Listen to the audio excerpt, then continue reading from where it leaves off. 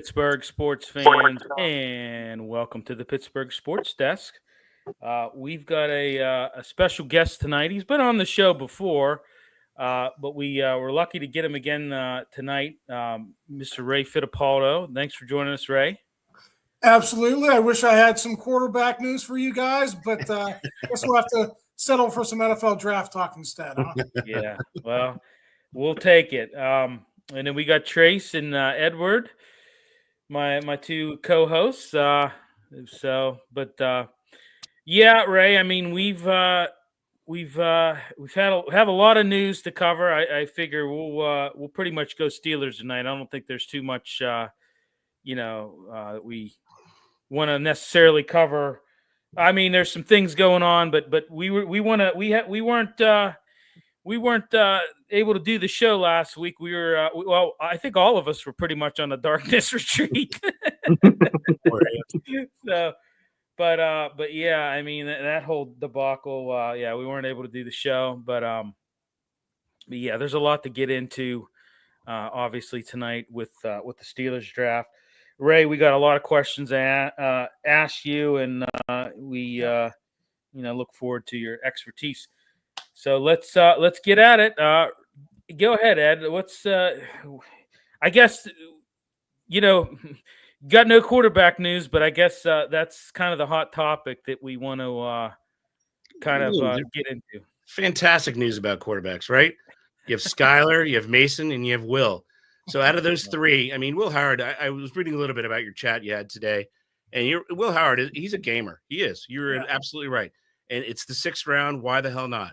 Right. Here's the first question I have for you about the quarterback situation. So back to the draft. It's the 6th round. If Sanders is there, do they take him? I don't think so. Really? I think they made up their mind, and I don't think they had a bad experience with Sanders. The way some stuff may be leaked out from other teams who had visits with him and whatnot, but I just think the Steelers liked other quarterbacks in this draft. They were focused on a few. I think they brought in 4 for visits. I think they went to 4 or 5 pro days. And after all that scouting, they just sat down, and I think there were like 3 or 4 that they were really interested in. Now we know, obviously Cam Ward, they weren't going to get Cam Ward. Right. They did like Jackson Dart, but obviously they like Derek Harmon more at number 21, where they were picking. I'm just speculating on the others. I do think they really like Tyler Shuck. He went in the 2nd round. Obviously, they didn't have a 2nd round pick. And then after that, guys, when did the next quarterback go? I think Dylan Gabriel maybe went to the Browns. I mean, it was a while there after Shuck went before we saw another quarterback taken. So you can sort of figure it out from there. Obviously, they like Howard, but they didn't like him until later in the draft. So, I mean, you have Skylar Thompson, you have Mason Rudolph. Obviously, if the Aaron Rodgers doesn't flush out, will they go to that huge bevy of quarterbacks with experience, the Carson Wentz types? Will they dip into that, or will they go somewhere else? I think they'll probably just go with Mason Rudolph. At that point, he is well liked in that locker room. He has a lot of respect from people in that front office as well. I know he was a 3rd round pick in 2018. He never panned out into a full-time starter, but a lot of people remember the end of that 2023 season, what he did to get them into the playoffs. So, I think they would go with him. I know there's been speculation about Kirk Cousins. Obviously, they would have to swing a trade for him. But, I mean, at that point, guys, why not just go with Mason? Yeah. Live with that for a year. And then I think they're all in on getting a quarterback in 2026 when the draft is in Pittsburgh. I think that class is probably twice as good as the guys who were coming out this year. Well, and if I could chime in, I'm kind of tired of hearing about this whole Kirk Cousins thing. He was terrible last year. I mean, let's what was it? 18 touchdowns to 16 interceptions in 14 games too. He was terrible last year. We know from the data in the NFL, physiologically speaking, that 2nd year after an injury is really the year that people shine. You look at the ACLs, you look at the Achilles. Yeah. It's that 2nd year. He and Aaron are in. They're in that second year, so you should Yeah. get some productivity. The only thing I would stay away from Cousins, it's draft capital. They don't want to give that up. Yeah. Having said all that, they could have developed. This is my opinion. I'm not a native to Pittsburgh. My opinion is that, and I know, if you use Ben Roethlisberger's name, it's kind of, you could get struck down. But to me, I didn't see the nurturing process, right? I didn't see that, take you into the, given the whole, show him the ropes, basically, of the NFL. I mean, he was a very good quarterback at Oklahoma State. He had a great wide receiver in James Washington. I don't think that they were able to develop it enough. I think there's just too much turmoil in that quarterback room. Yeah. I don't know that they have that quarterback whisperer, because you look around the league and there are quarterback whisperers. You have McVay out there who got, he got Baker tons of money, got him over $100 million. Yeah. You saw what Darnold got from the other quarterback whisperer. So I don't know if do they have that type of person in the Steelers organization where they can trust. Say next year, you got Nussmeier, you got the kid from Drew Lar, you got Cade Klubnik, you have the other kid from Sellers from South Carolina. I don't think Arch is coming out, because why would he? He's making $10 million a year. Right. Why not make $40 million before you come to the NFL? Right. But who is that person that they're going to entrust with that new quarterback, to develop? Yeah, I think I'm willing to give Arthur Smith and Tom Arth a chance to do that. Arth, of course, is the quarterback's coach that Arthur Smith, brought in when he was hired.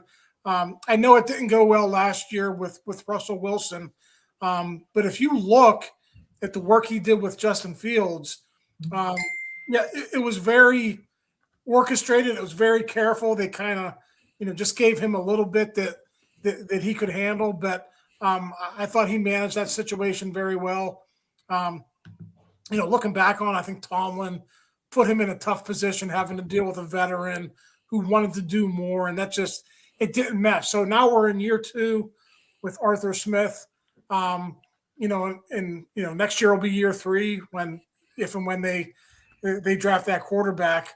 I don't know who it's going to be, Nussmeier, Sellers, whoever it is. If they can grab one of the top 3 or 5 quarterbacks in the draft, it's not going to happen overnight, guys. I mean, Peyton Manning took time to develop. I mean, people think now, you invest a first-round pick in a guy, you expect success overnight. It is going to take time. We'll see what Arthur Smith is able to do this year with whoever is playing quarterback. But, he did a pretty good job with Ryan Tannehill in Tennessee. I thought he had a tough situation in Atlanta. Like, he had he had Matt Ryan at the very end of his career. Desmond Ritter, Desmond Ritter. Yeah, I mean, he had the same quarterback class that, the Kenny Pickett came out. And so that was a tough situation last year. But, he does have some stuff in his background with Tannehill that is at least a little bit promising to me. Yeah. So, I mean, for me, I see him being able to, I don't know why they just didn't go with Mason Rudolph off the bat right away. I would have not drafted anybody else. I would have looked to the future. He knew the offense. I would have just kept going. I mean, they had to get rid of Matt Cavanaugh because he was terrible. But I'm trying to see, like, they got rid of one. They got rid of Najee, which is going to be, you had King Henry in the background with Ryan Tannehill. I'm not sure if they really have that, that oomph back there for them not to load, not to just dare him to pass. So, what do you think about that area? Listen, they're not firepower on offense, basically. I don't think they're a team that's ready to contend in a stacked AFC. I think they're probably good enough to make the playoffs again. I think there's some hope that Caleb Johnson is a better fit for Arthur Smith's offense.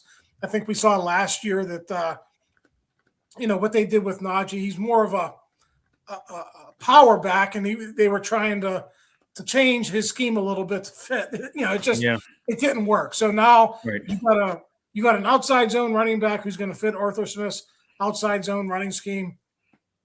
The offensive line is a year older. Theoretically, guys, that aspect of the offense should be better. As far as the passing game goes, if it's Mason, if it's Aaron Rodgers, to me, that's the big wild card.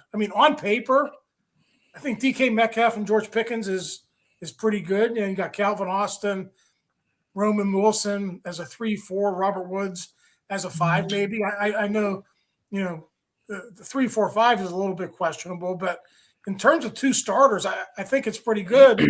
But the caveat is, what's George Pickens going to give you, right? He's going into the last year of his contract. We all know he's enigmatic to begin with, Now he's in a position where if he's smart, he probably knows he's not going to be with the Steelers beyond the 2025 season. So does his agent get to him and say, hey, listen, I know this is a tough spot for you, but you're going to make a lot of coin on the other side of this in free agency? Yeah. Is he smart enough to realize that? Or does he just tank, does he pout and does he, try to sabotage the Steelers season? So I don't know what the answer to that is. Hopefully for the Steelers, they can make that work. But I think you guys would agree on paper. I know it's not like the Bengals with Chase and Higgins, but if you look around the AFC, I think that's one of the better starting receiving duos that's out there. Yeah. Were you surprised that Pickens wasn't moved in the draft? I think they listened, but I think you have to understand, guys, if they let this play out and he finishes the season on their roster next year, they'll get a third-round compensatory pick for him in the following draft. Not next year's draft, but 2027 draft. So if you're going to deal him, you got to get a second or a third-round pick, right? And I don't think the offers were there for that. And I honestly, if you look at the way the Steelers do business, they're not really looking to punt on a season. They always want to try to contend. And if George Pickens is right, if he's in a good frame of mind, he can actually help you win some football games. But, I'm sure though, he's in that contract here. He's not going to be the number one receiver. He's not going to get the stats. Yeah. That's well, but he does have that special talent. Like, theoretically, you're right. He's probably not going to get the targets, but the numbers might be similar if he's not getting doubled and triple teamed. There's a give and take. There's definitely a give and take there, and it remains to be seen how that's going to play out. Well, if I'm him, and if I'm his agent, I'm saying, listen, you can take this two ways. You can pout and totally tank, or this is a chance for you to showcase your talent for somebody else. It's entirely up to you, and that's how I would approach it if I was him. But there's no telling how it's going to be with him. Ray, I had a caveat I wanted to ask you. So when Arthur Smith got hired, I know we lost both Mike Sullivans here in the span of the last few weeks here. Yeah. I heard. So I don't know where I heard this from, but I heard that Mike Sullivan, Steelers Mike Sullivan, when Arthur Smith came in, he was like, they moved him. He was like yak coach, wasn't he? Or is that true? Yeah. Or was it? He was a senior offensive assistant, and one of his jobs was yards after the catch. Okay, that's okay. I thought I heard that, and I was like, am I hearing this correctly? Or? The upshot is the Steelers don't like to fire people and pay them not to work, so they found something for him to do. That's basically how that played out. Yeah. I'd love to work for them and not be fired and get paid. Yeah, well, and I mean, was that kind of like, I guess when Arthur Smith came in, that was kind of like, hey, I mean, so more than likely, this was coming, right? I mean, this wasn't. Oh yeah, okay. Yeah, I mean, I don't want to say they did him a favor. They were going to have to pay him anyway. I mean, Mike Sullivan's a great guy. Yeah, I don't know how much you know about him, but he's a West Point graduate. Yeah, I knew that. I wouldn't be surprised, if he has connections back at West Point, if he ends up back on that coaching staff. He's been there various times, throughout his career. He's just a good guy to have in the organization. So I don't think they were looking to get rid of him, but when they hired Arthur Smith, they were going to let Arthur Smith hire his own assistants. And he went out and got Tom Orth as his quarterback's coach, Zach Azzani as his receivers coach. They kept Pat Meyer, they kept Alfredo Roberts. So he only brought in two of his own assistants, but they were definitely going to let him pick and choose, who was going to be on his staff. Well, hey, if they need another yak coach, I'm available. So I'm available. So. I don't know who has that job this year, but that's what I'd like to have. Trace, you want to talk offensive line, didn't you? I do. I want to stay on the offensive side. But Ray, you talked about Jones moving over to left tackle a little bit just by bringing up the offensive lines another year older. he had a little bit of struggles last year at right tackle. Do you think that his transition back over to left tackle will be smoother? I mean, not everybody's a Tunch Ilkin and can do both sides and just shine. I was trying to talk to Ed as he was asking me about it. Not everybody's ambidextrous and able to do it. What's it looking like with him over left tackle? Are we comfortable there, or are we showing signs we might need something else? Yeah, I mean, the good news is that's the position he played at Georgia. But you are right. Like, I thought Broderick was put in a tough spot when he got here because he's a first-round pick. And not that you cater to first-round picks, but Dan Moore stayed at left tackle because he couldn't play on the right side. And now, you got this versatile athlete in Broderick Jones, moving left to right, right to left doesn't bother him with his footwork or his hand placement. But he was playing out of position. And I think moving back to left tackle, I don't think that is going to be an issue for him. I think the biggest issue with Broderick is he came into the league young. He's not totally mature yet. I think he has to get serious about being a professional athlete, taking care of his body. And once he does that, there's a reason he was the number 14 overall pick in this draft. The guy's got length. He's got athleticism. He's got everything you need to be a top-notch left tackle in this league. He just has to grow into it. I don't want to say become more serious about being a pro athlete, but just approach it in a way that maybe some of the veterans in front of him do. And I think if he does that, he'll be fine. But it has been a little bit of a struggle here the first couple of seasons in the league. Well, I think that the proof would be in the pudding with his technique. I don't know. I'm going to say that with a broad stroke. I thought maybe his base was a little bit tall. I didn't think his hand placement was a little fast enough. I didn't think he was aggressive enough with it. And I thought his footwork wasn't right. I'm hoping that when he moves back over to left that he'll fall into place just like you're saying. But then that leaves Fautanu on the right. And Eddie had brought up one of his conditions of being a degeneration of the knee. And that could be serious, but obviously we thought it was all right. Do we think he's going to come back from his injury and solidify that right side? Yeah, listen, if he's healthy, he's going to be your best offensive lineman. But the injuries were a concern at Washington, and it sucks that it happened for him in his first NFL season. So I think that's going to follow him until he can prove he can stay healthy. I think he's going to have to, answer those questions. I think in training camp last year, they made him a starter right away. I mean, if you remember, Broderick Jones was on the bench because Troy Fautanu was playing so well. So if they can get that version of Fautanu, they'll be in really good shape on the right side. And I have to agree with you. If you watch Broderick Jones's hand placement, and you got to be careful because sometimes when you come into the league, I know Pat Meyer, teaches a certain way, but it's so frustrating watching Broderick Jones try to pass protect because his hands are down all the time. And he's constantly trying to time his punch, and he's never on time with his punch. So you mentioned Tunch Ilkin. Tunch always had his hands up ready to punch, and it's taught different now. I don't want to always blame the players. I think coaching is a big part of this now.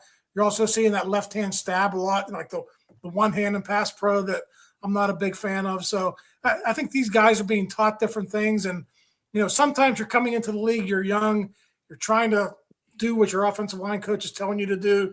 You're trying to learn. There's a lot going on there, but you are right. His technique, his fundamentals, it's not there right now, and they got to figure that out. Well, I mean, it's also he needs to sit because once he goes for that punch, if he misses, his hips are over his toes, and that's it. It's over. Yeah. And he's lost the battle. I mean, that's what Trace and I were talking about the whole time. And the only reason I was against Fautanu was because he was deemed as a one contract player because of the degeneration he had in his knee. And they took all those players they took last year were 24 or older, and all of them had injury histories. Every single one of them they took in the draft last year. Yeah, it's interesting that you say that. Sometimes they will take that gamble. If you remember when Andy Weidel was in Philadelphia, he was in charge of the draft. They took Landon Dickerson early in the second round. There were some of the same issues with Landon Dickerson coming out in terms of injuries. Landon Dickerson got to a second contract. He signed a big deal. So it doesn't always work out that way. Like the doctors will tell you, yeah, he's probably going to be 5 years, and then we'll see. Maybe that's what they said about Fautanu, but at least, we should point out that there are some cases where guys, the injury issues don't pop back up again, but it's more so with the interior line, but being on that yeah. outside, your knees are exposed either left or right, and all the pressure's on them. If he was interior line, I think you're absolutely right. I don't really pay attention as much to the medical because you can hide it more, and there's less impact as far as knee wise. But being on that outside and have to have that bend and flexibility. Hey, maybe he does move inside. Because there was that talk that he, even coming out of Washington, there was that talk that he could be the best guard in that draft. Yeah, I remember. He could be a really good tackle, but there was talk that he could be a great guard. So maybe that's going to come down the line. Philly used it with Mekhi Becton. They took him from the Jets, took him from the left, and put him inside, and he was 348-pound guard, and that was a key to their Super Bowl win. Yeah, and he got paid. Yeah, he did. Yeah. All right, we got some comments here. Mr. First Down, our friend from down in Tennessee. Yeah, he says, I got a QB. Yes, you did. You did get a QB. Real quick, I want to get your take on. I know it's not Steeler related, but Cam Ward, Ray, I think was the most NFL ready quarterback in this draft. What do you think? Oh yeah, I think he was the best quarterback in this draft. I think if you go back last year at this time, Shedeur Sanders was that guy. But once Cam Ward got to play a little bit more, he got really comfortable in that system down in Miami. I thought he shot past Sanders pretty good. Listen, this isn't a great quarterback draft. I think if you listen to some of the draft analysts, like Cam Ward, if he would have come out last year, would have been like the 4th or 5th best quarterback, right? Yep. Sanders probably like the 6th or 7th best quarterback. So like you do have to temper your expectations. I know that guy was really happy that Tennessee got a quarterback at number 1, but you do have to look at it from that lens, right? Like if he came out last year, maybe he's like a Bo Nix type of a pick. And there's nothing wrong with Bo Nix. He did really good in Sean Payton's system, but not every quarterback who's going to be a mid first round pick is going to work out. So I think Cam Ward, yes, best quarterback in this draft, but hopefully Tennessee can, surrounds him with talent. They didn't have that last year. Coaching, all that stuff plays into whether a guy develops or not. Yeah. So that's another quarterback question. So say they release Will Levis. Is that a target for Pittsburgh or no? Nope. I don't think so. I mean, at this point, guys. Well, they need 4 arms basically for camp. Yeah. So let's say you're thinking Skylar Thompson is your 4th arm and Rodgers doesn't come.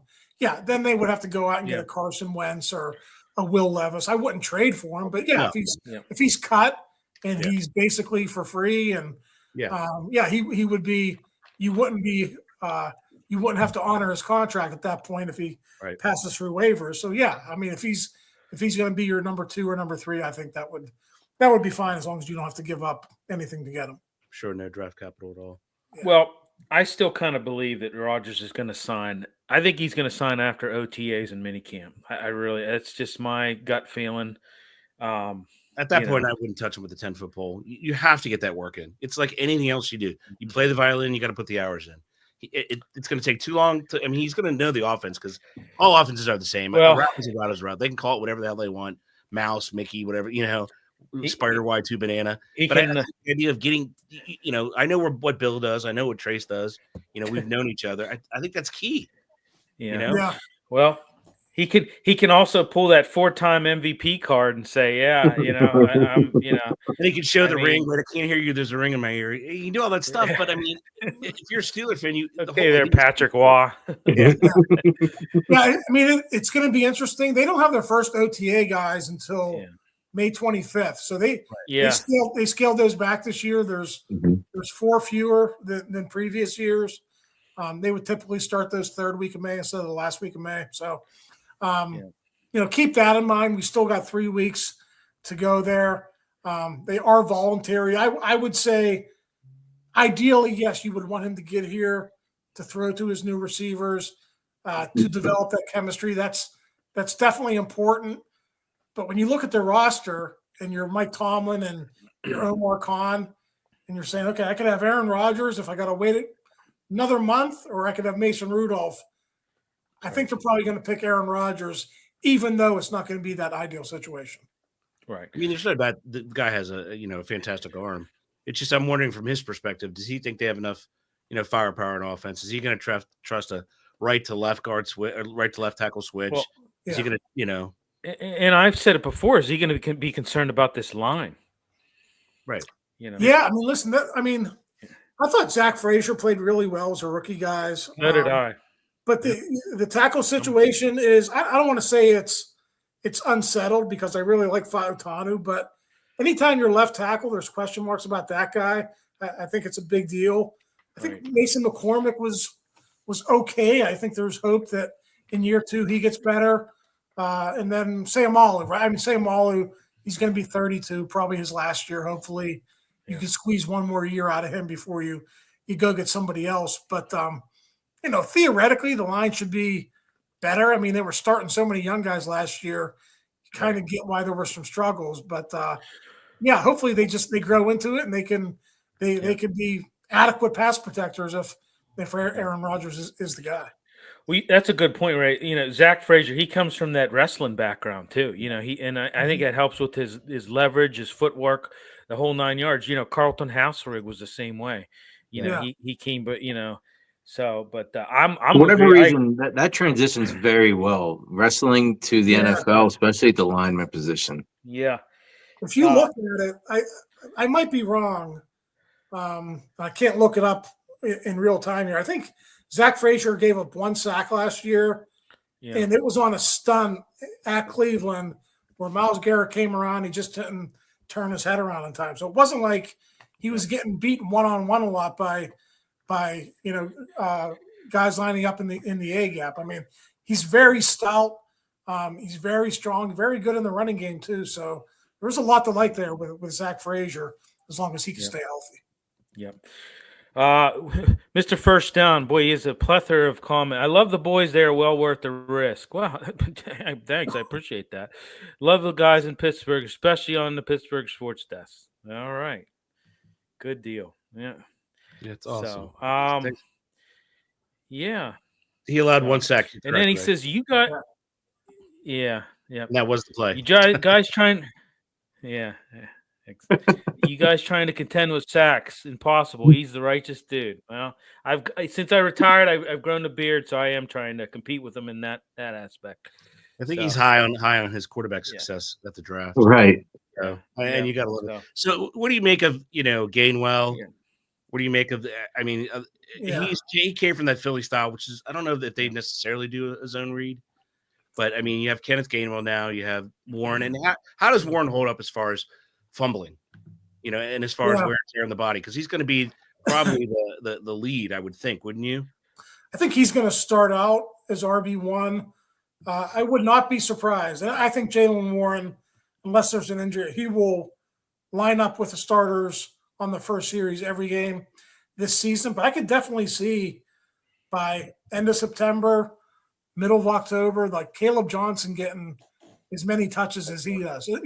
Pretty much a 50-50 split like we saw last year with Najee Harris and Jaylen Warren. I think that worked pretty well. You have with Najee, you had the power back, and Jaylen was the guy who was going to come in and give you a little bit more speed and your receiving ability out of the backfield. We'll see how Caleb Johnson is. He's not as powerful as Najee, but he hits the hole well. He had great production at Iowa. He carried the load there. He's a 3-down back there. So I have no doubts that he can handle that. Jaylen Warren. He's going to get perfectly though. Like I don't know how many toss sweeps they did to Najee, and we all felt bad for him. We do the post game. Like, he was a defensive magnet. They would just throw the ball, and everybody. I mean, was like Moss to the light. It never gave a chance. They did it to Cordero Patterson too. They just put those guys in bad spots all the time. So again, I think it's a better system for Caleb Johnson. Yes, it is. Yeah, he can get out there. He can make that read, and he can hit it pretty good. So we'll see if that makes a difference. And I really believe that, Ray. I think Caleb Johnson is built for this Arthur Smith offense. I really believe that. And what he Kirk Ferentz tree, Kirk Ferentz, Upper St. Clair guy. loves to run Yeah. that ball. So, I mean, Yeah. it does make sense. Yeah. It's just will they utilize Well, him? he ran a 4.57, right? I think. He was not a blazer at the combine, but he has some speed though. Yeah, what Omar and Mike said after they drafted him, they were like, he's got game speed, and sometimes guys run really well on that turf in Indy, and people get excited, and other times it doesn't translate. I've always said that time speed is different from game speed. Yeah, they're two different things. I mean, So, well, I had one more question about the offense. Yeah. Will they use what's called a tight end ever at all? I mean, they don't use a tight end that it can't cover a tight end on defense. And I've been in the city for 29 years in DC, 25 years here. They just, for whatever reason, they don't really utilize the tight end. Other than Heath blocking a lot, but they don't really. I mean, they have the ideal tight end, right? They have a great blocker in Washington. And they have a great pass receiver in Farmers. Farmers can't block. Everybody knows he's a liability. What are they going to do with those two? I think it's probably going to be more of the same. I think Arthur Smith likes to use his tight ends, but for whatever reason, it didn't work really with Pat last year. It's funny, the only time Pat was ever unlocked was the week after Matt Canada got fired and Mike Sullivan was calling the plays. If you guys remember that game in Cincinnati, first play of the game, I think they threw it down the seam for 30 yards. He had like 11 catches that game. Best game as a pro. And then I think he was okay after that too with Mike calling the plays, but it definitely wasn't the same last year with Arthur, even though Arthur is known for using his tight ends. Right. Arthur said he wanted to use them, but I think you also have to remember Mike Tomlin does not like throwing the ball over the middle of the field. He thinks it's a big turnover risk. So I think maybe part of that calculus is maybe Mike Tomlin handcuffing Arthur Smith and not allowing him to, use Pat's abilities to his advantage. Huh.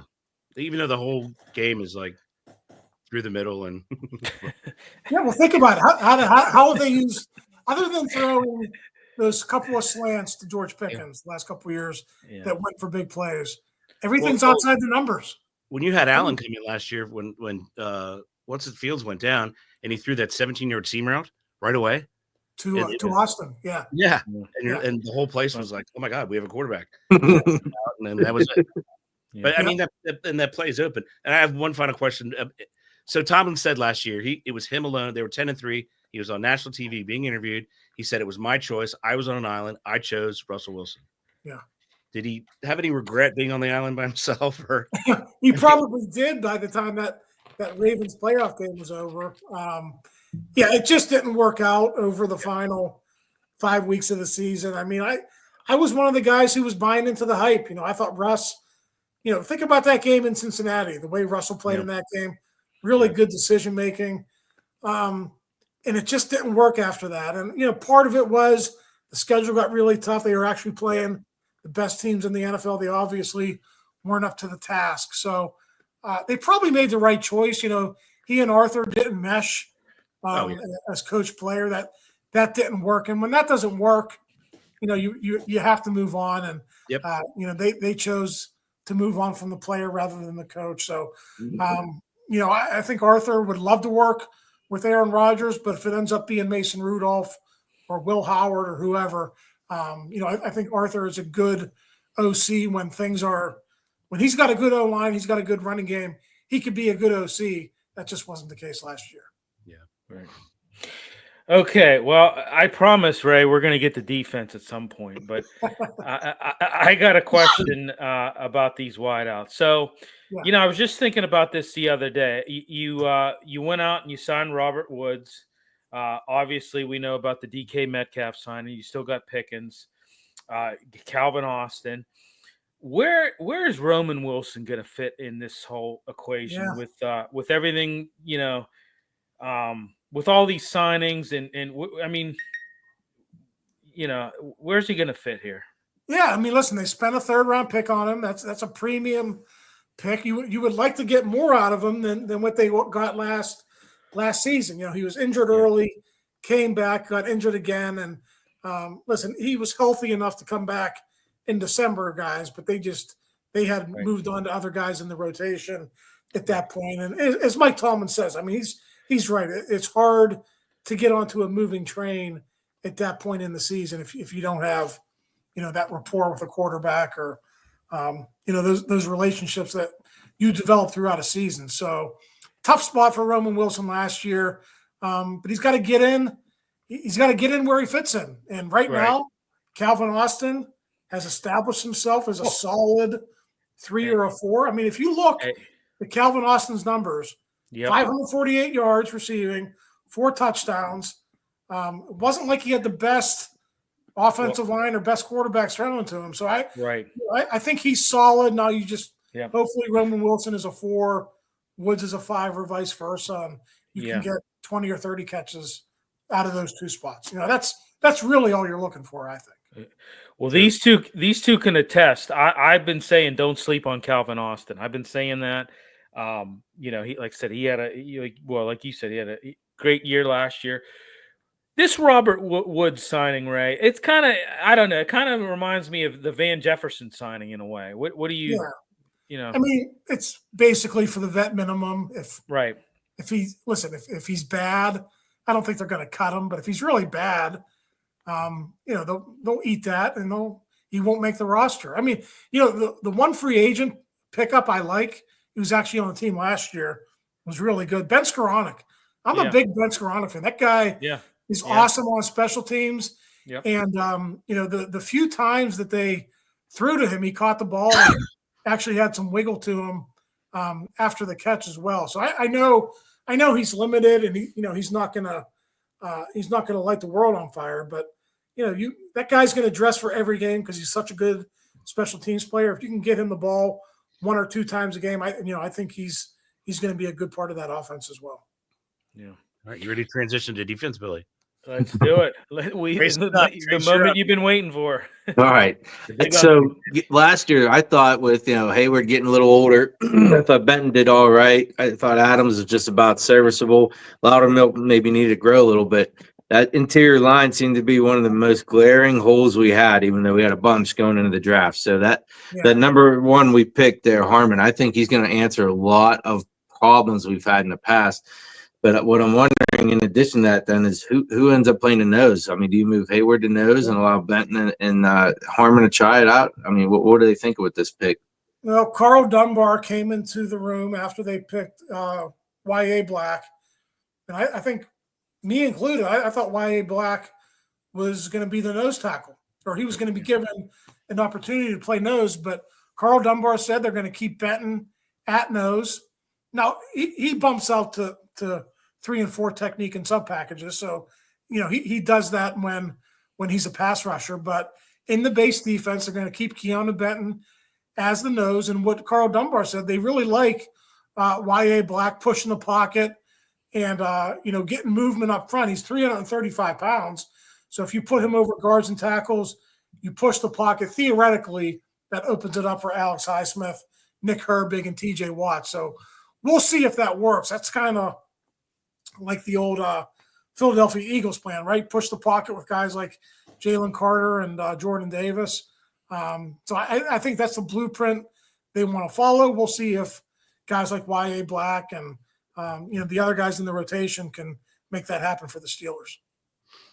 Nice. Moving down the line, you have a 31-year-old going to be 32 this year. So next year will be 32 going on 33, T.J. Watt. Is he headed for a hold in this year? Is he – you look at the numbers. His number is going to have to start with a 4 at 30, almost 33 years old. What do they do? Yeah, I think they're going to do a contract. I don't think they're going to trade him or let him go into free agency, or they're not going to franchise tag that guy. They're going to have some respect for him and try to get a deal done. And listen, no one had an issue with the hold-in the last time. The Steelers were okay with it. TJ was okay with it. It cost him 8 games, though, didn't it? Because that's what we talked about we were on the air, and we said all these hold-ins, the soft tissue injuries always build up. And it hurt him. I forget what he had that year, but he was out for multiple games that year. Was that the year he had the pec injury? He had the pec injury. Yeah, he tore the pec. Was that the year before he had the pec injury?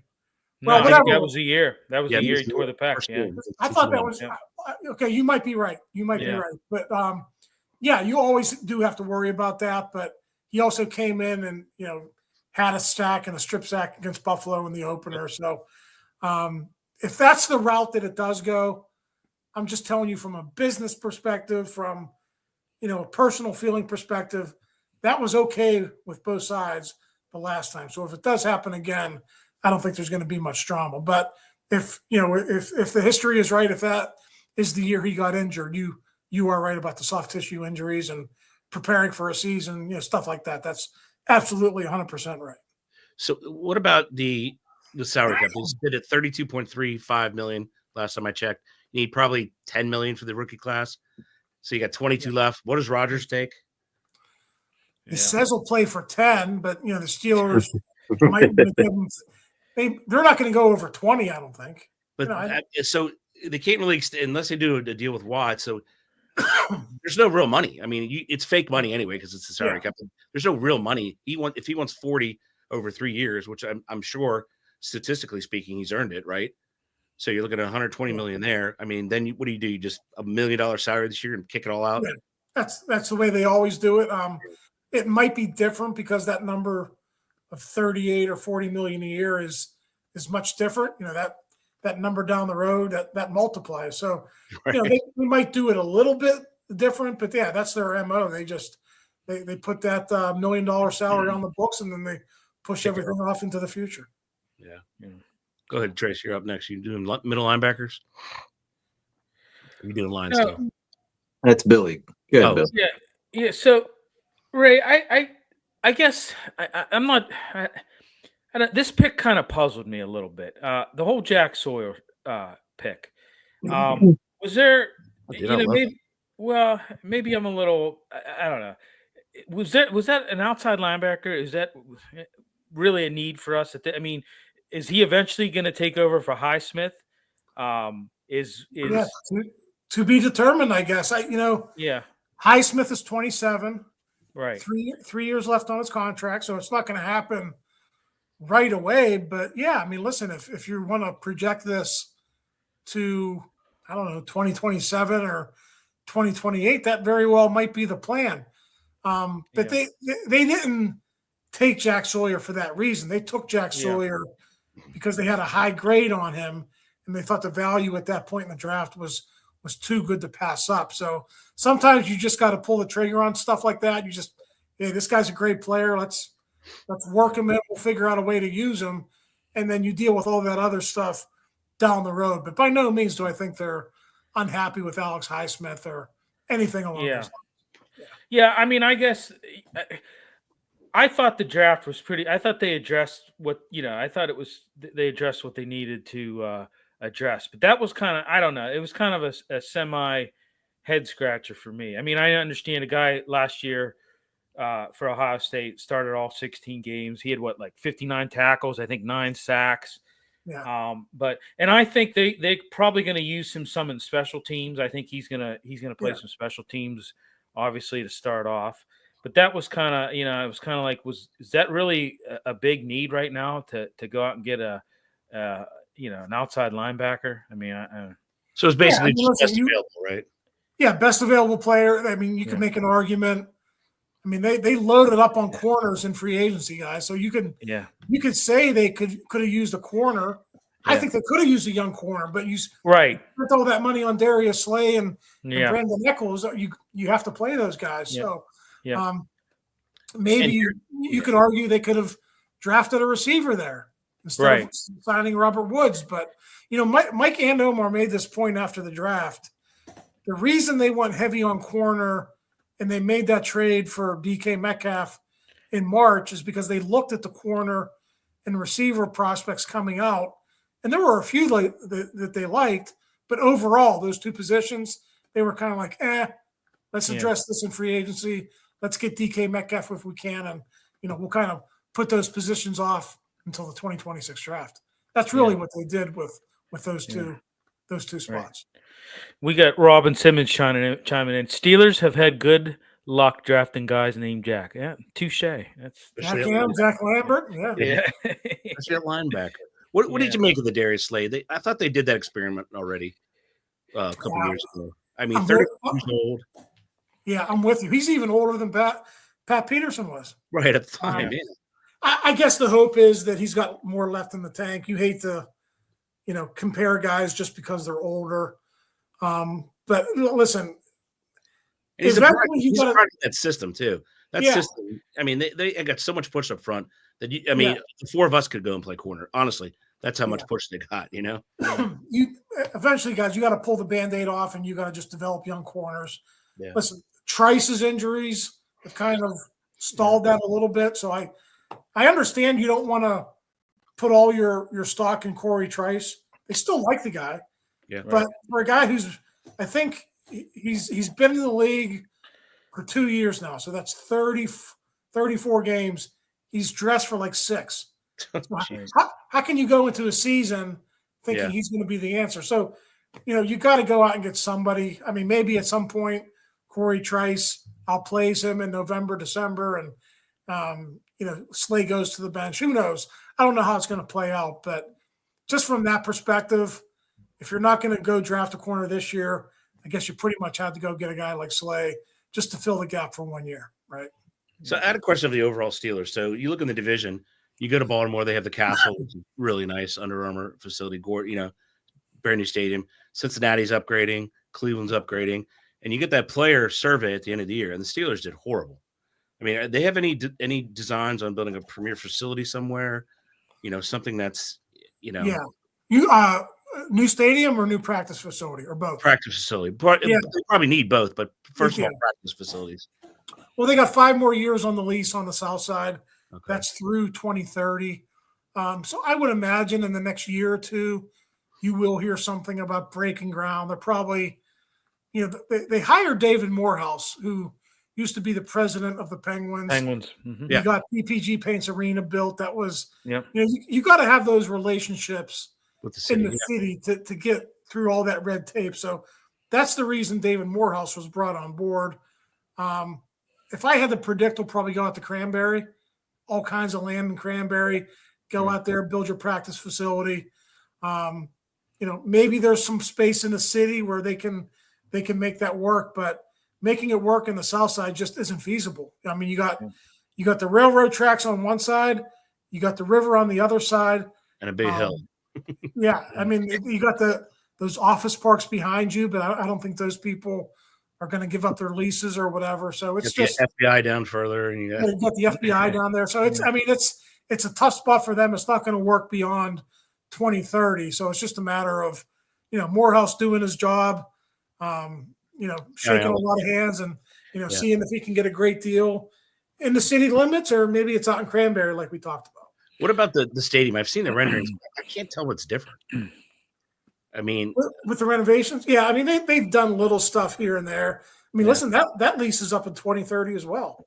Yeah. And I mean, it feels funny to talk about a new stadium, but it is 30 years old. I think they could probably get by for another 10 or 15 years doing an expansion or a renovation. But eventually, guys, we might not be alive to see it, but they're going to have to build a new stadium. I would predict within 15 to 20 years. That's just that's the way the NFL works now.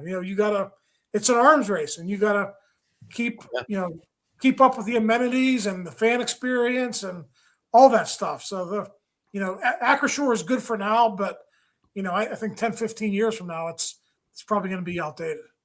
Wow. Yeah.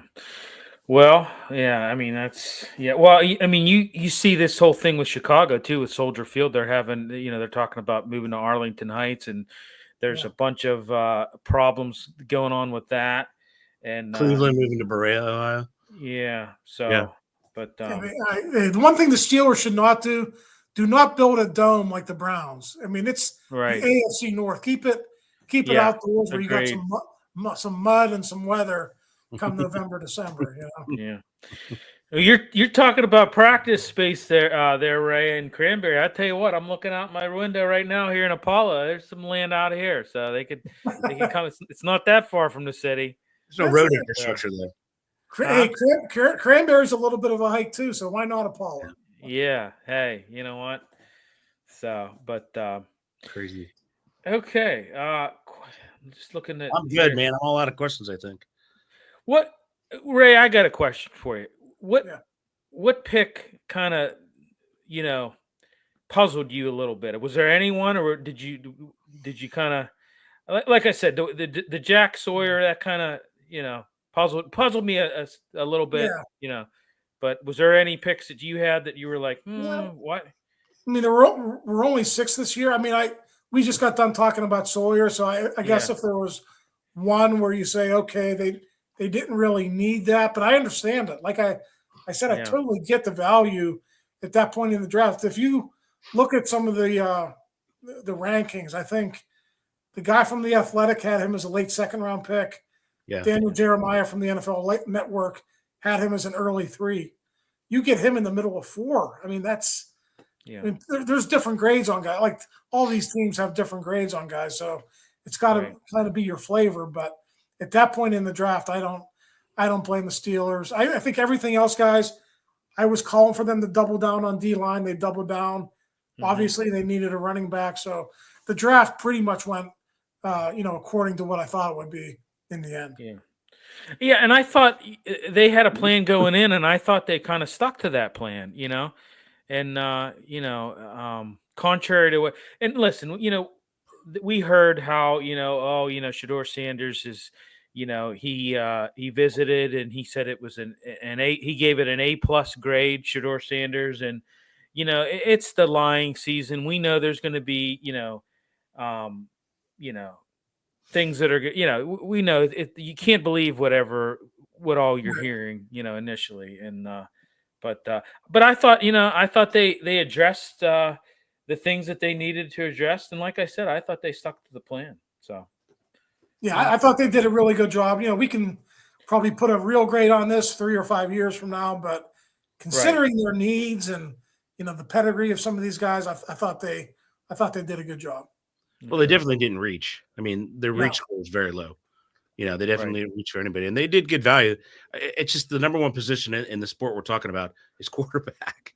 Well, that's the funny thing. Like if people were clamoring for a quarterback, take a quarterback. But if you did that, you were going to reach, and then you were going to screw up the rest of your draft, because this is a very deep defensive line draft. But you weren't going to get a Derek Harmon in round 3. Like it might have been different if you had a second round pick, because there were guys like Alfred Collins out there. Like I'm a big Alfred Collins fan from Texas. Yep, there were some guys that who was the guy from Toledo? His name Darius Alexander. Yes. Yeah. He was there in the second or third round. So there were guys available, but when you don't have that second round pick, you're not going to get a premium. Right. I like Deion Walker out of Kentucky. I thought he was going to be a great player. He was hurt last year, right? I think that's why people kind of thought he was out of shape or whatever. But yeah, apparently he was playing injured, hurt. Yeah, so we'll see how that pick plays out. But Buffalo, very good year for D-line overall. I mean, a lot of these players are going to be really good in the NFL, I think. Yeah. Trace, you want to do favorite pick? Well, what about Will Howard? Didn't Ohio State win the national championship? I mean, Will Howard, and you were down on Jack Sawyer or whatever, right? You don't think these guys are going to transition to anything at all? They're not going to contribute? I like Will Howard. I mean, I think he's a good. Yeah. I like Will Howard a lot. I like the pick. I really did. In college. Yeah. I just don't know how. I mean, I don't know. What do you think? You think he's going to blossom? What do you think? Think he rises to number 2 through the preseason? I mean, he's going to be 3. I think if you sign Rodgers, I think it's going to be Rodgers, Rudolph, Howard. I think Skylar Thompson's going to be out. That's just me. Or Skylar. I would agree with that. I would agree with that ranking right there. But if they don't sign Rodgers, then he's your number 2. Yeah. And then Thompson does practice. Yeah, like Ed said at the top, like 6th round pick. If it doesn't work out, who cares? If it works out, it's like a lottery ticket. I mean, right. And there is a famous 6th rounder that played in the NFL for a little bit. Right.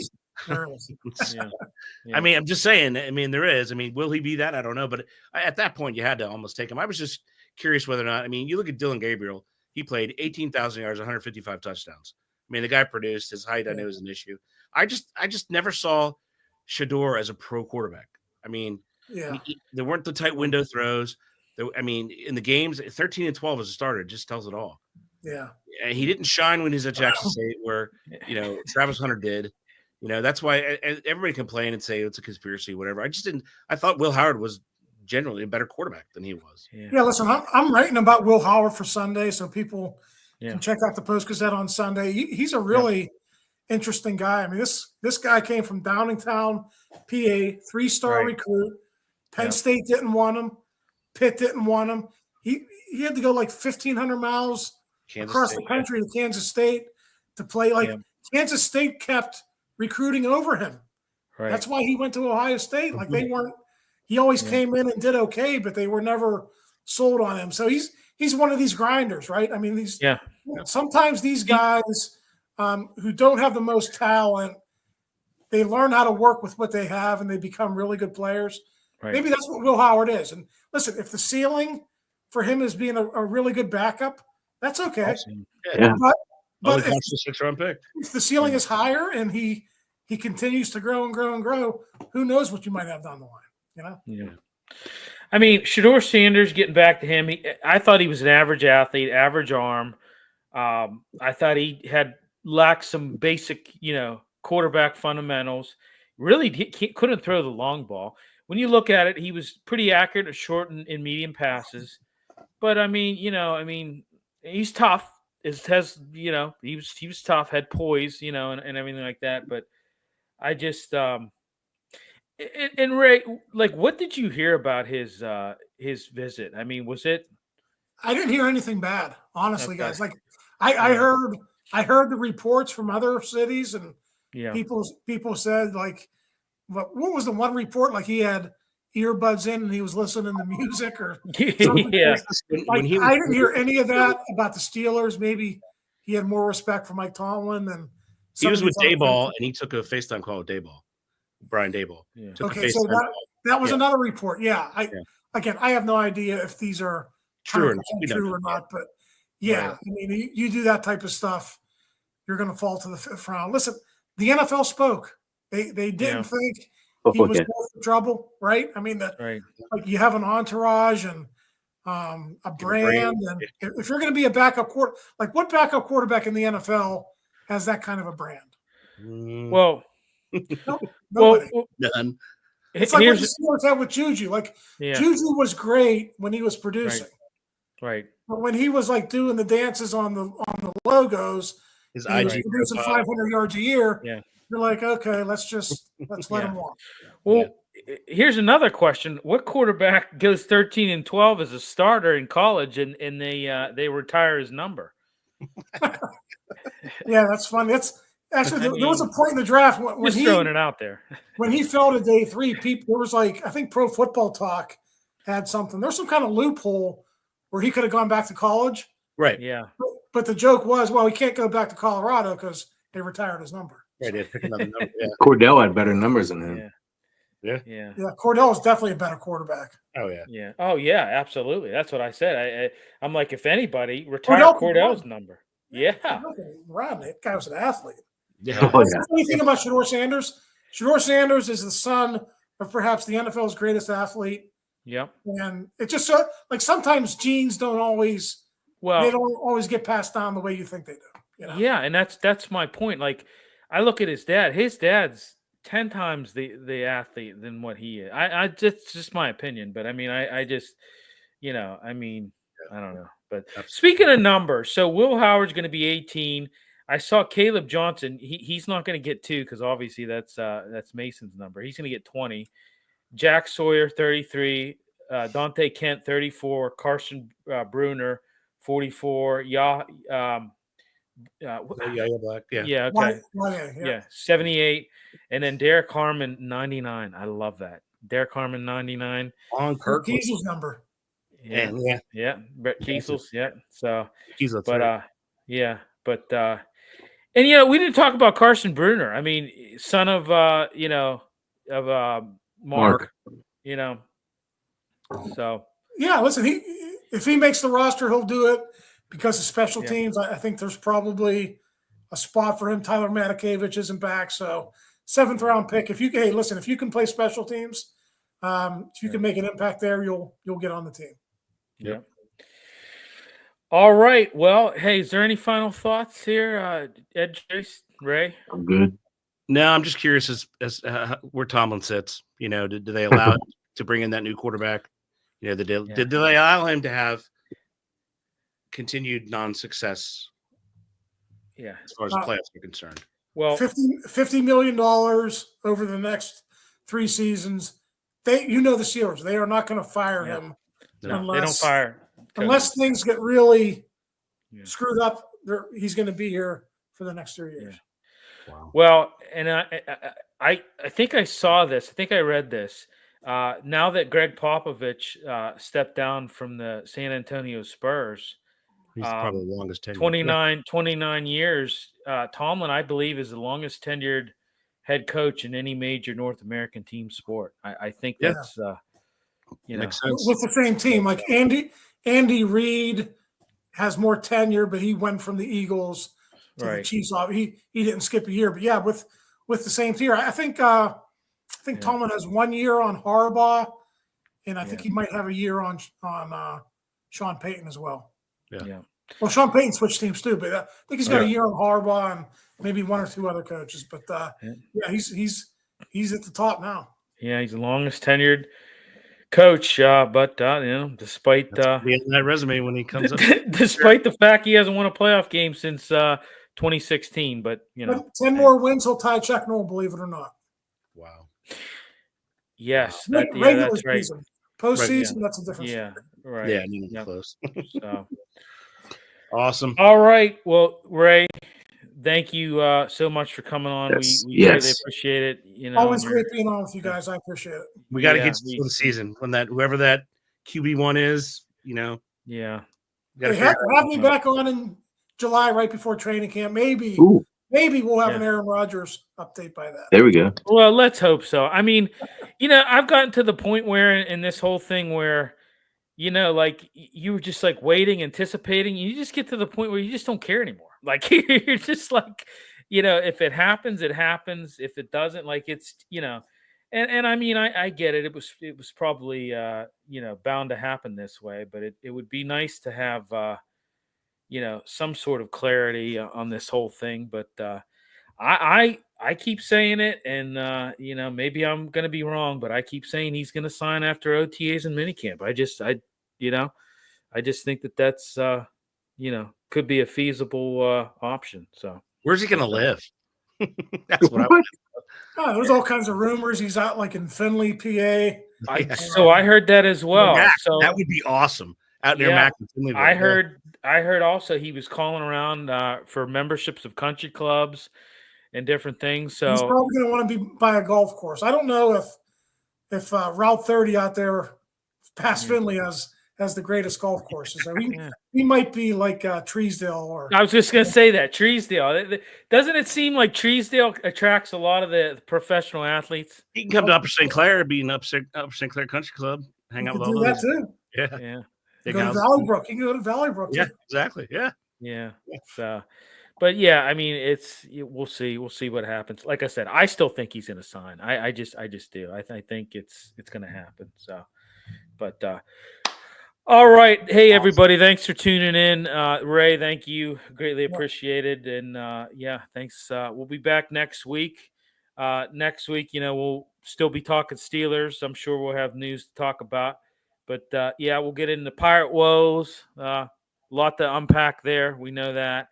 And then, Mike Sullivan moving on, parting ways mutually is what they're saying. And now the head coach of the New York Rangers. So we'll unpack that hopefully next week and any other news. So, but thanks, everybody, for tuning in. And we will talk to you next week.